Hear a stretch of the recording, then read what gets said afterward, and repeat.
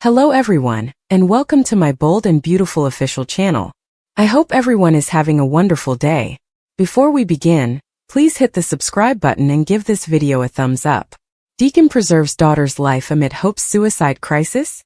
According to spoilers for The Bold and the Beautiful, Sean Cannon recently revealed that Deacon Sharp and Hope Logan will be appearing in numerous scenes together. Could Hope experience a suicide crisis later on when her decline becomes more apparent? Is Deacon going to save the day here? Let's discuss the options after you finish reading. As Carter Walton believed his suggestions weren't being given any thought, fans watched. Carter didn't feel that way even though they were. Carter deceived Rich Forrester and Steffi Forrester Finnegan into giving him the company during a tense and emotionally fraught period. Carter feels remorseful and would love to return the business to the Forrester family. Carter is too obstinate to concede, even after embracing Ridge. A few weeks ago, it was claimed that purchasers were feeling uneasy about the transformation in Forrester Creations. Carter invited Brooke Logan to be CEO with that goal in mind. It was more about a familiar face reassuring shoppers than it was about Brooke's skill set. Hope isn't giving up even though Carter is rethinking the coup. Hope is aware that the end is near. Seeing Carter embrace Rich made Hope shudder. Additionally, Hope appears to be revealing her actual nature to everyone, even her own mother. It should be mentioned that, with the exception of Hope, everyone at the jewelry unveiling was solemn. It was even demonstrated that Elektra and Ivy Forrester were unable to fully enjoy their launch. Except for Hope, everyone was torn. According to previews for The Bold and the Beautiful, Carter appears to be on the verge of returning the business to the Forrester family. Carter will undoubtedly lose Hope at that point. Hope, however, will discover that she has been completely shamed while searching for a hero. This can cause Hope to reflect on her life and realize she has lost everything.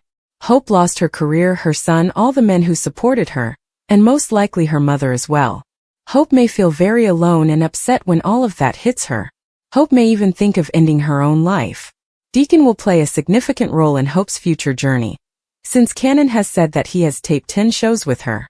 Would Hope lose everything and consider taking her own life? Deacon was unable to support Hope as she grew up. But this is Deacon's opportunity to support Hope. Will Hope be persuaded to get mental health care by Deacon? Finn informs Steffi the complete truth according to the weekly spoilers for The Bold and the Beautiful. Finn finally musters the courage to utter what Poppy pleaded with him not to say. Forrester, Steffi. When John Finnegan revealed to her that he had slept with his aunt when he was just 18, Finnegan was incredibly tolerant. Indeed, it was his first time and they were not blood relatives. Steffi was appalled that her husband was being exploited in that manner.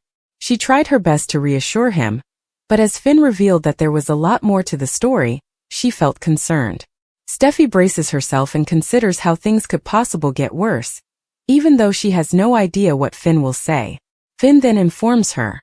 Luna Nozawa, the serial killer cousin who put Steffi in a cage and abandoned her to die last summer, was the product of that night with Poppy Nozawa. Steffi is in shock over this information. She was already dealing with the fact that Finn's mother was Sheila Carter. His daughter is now another murderer. All of this is simply too much, and Steffi is unsure about how she will handle this information. Although she has a deep affection for her spouse, his family members have the potential to literally and figuratively murder her. When air conditioner repairman Remy Price starts asking too many questions, Luna, the serial killer cousin daughter, has to talk herself out of a difficult situation. He is certain that he has seen her previously. She must have been the insane murderess in turn he had read about. Luna needs to think quickly and keep her identity and purpose at Dollar Bill Spencer's residence a secret. She should be in jail and never let anyone know she's there. But she talks to Remy because she's so desperate to talk to someone but Bill. Luna ought to cut back on her conversations with so many people and never open the front door. Finn tells Steffi that Luna meets Remy. Poppy went to Lee's office and acknowledged that she wasn't feeling well. I believe I understand why. Due to Luna, Lee surmised. Lee hoped Poppy would confide in her once more and open up to her about her life. They concurred that they felt once more like they were headed in the right direction. Lee wanted to support Poppy because she felt that she was having a hard time with everything. According to Lee, Luna might not be incarcerated if she had been a better aunt and sister. Lee grimaced and said, lives wouldn't have been lost and Finn wouldn't hate his cousin. Lee informed Poppy that she had no reason to believe that Poppy would betray her in such a vile manner and have an affair within her roof. She informed Poppy that she had wasted so many years hating her and that she was a good sister. Lee begged Poppy to pardon her. Sheila was at the bar at Il Giardino when Remy entered. Sheila informed him that she was aware of his actions when he requested his employment be returned. He had served his term, and Remy described it as a temporary error in judgment. Sheila acknowledged that, although she had changed, she too had her moments. "Will you give me another chance then?" With hope, Remy inquired. Although she didn't think Deacon would, Sheila stated that she would. Sheila clarified that Deacon wouldn't be understanding because Electra's lover was Hope's cousin.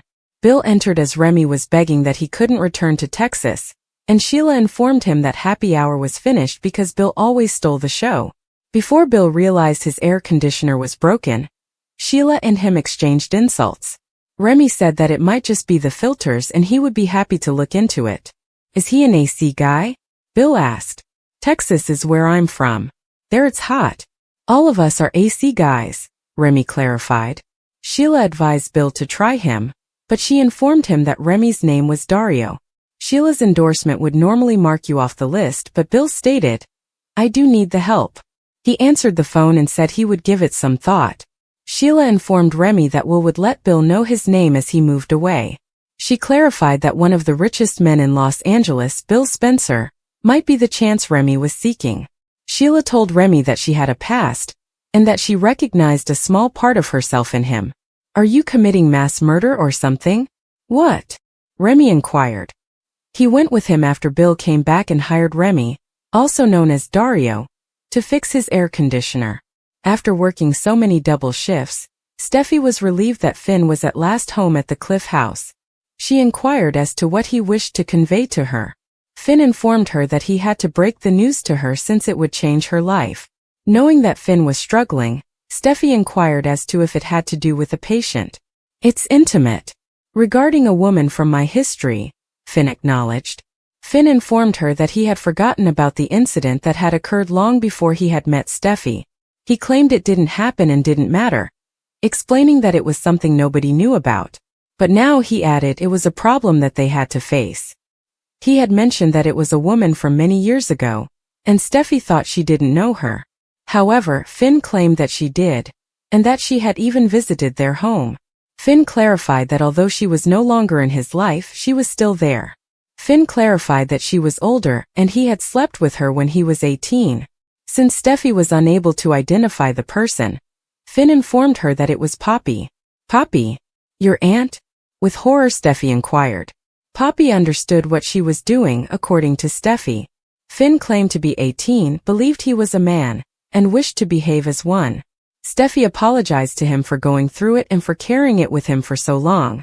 "My God, you were adopted into their family, even though I understand she wasn't your biological aunt," Steffi remarked. "What she did to you cannot be justified. I sincerely apologize." Steffi held Finn and said, "I'm sorry you had to go through something like that."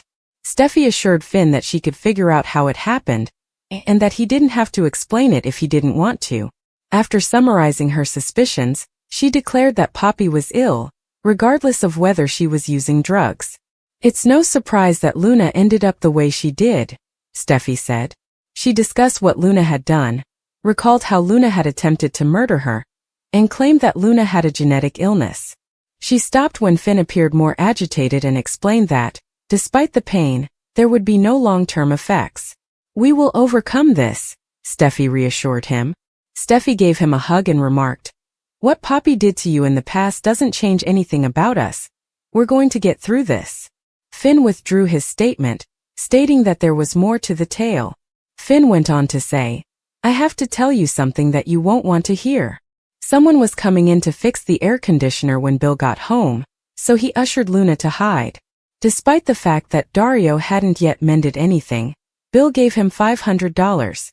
I'm purchasing your discretion as well. Finish the task and leave. Don't get sidetracked. Don't get ADD on me." Bill gave the instruction. Just finish the job and go by the service gate. He informed him that he didn't want to be disturbed because he would be on business calls. He only wanted it mended. Dario pledged to complete the task.